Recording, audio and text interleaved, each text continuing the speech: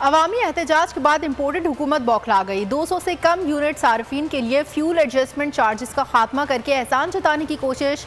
वफाकी वज़ीर ख़जाना मिफ्ता इस्माइल कहते हैं कि IMF को बताया था कि हम अपने इन गरीबों से इजाफी टैक्स नहीं लेंगे जो बिजली के 200 यूनिट से कम इस्तेमाल करते हैं।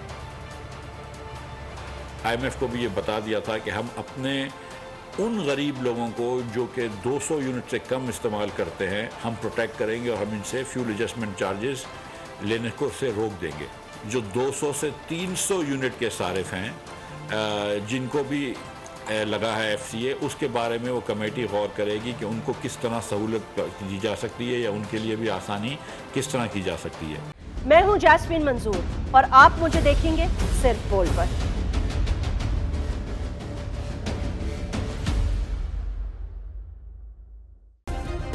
सब्सक्राइब करें और बेल दबाएं ताकि कोई खबर रह न जाए।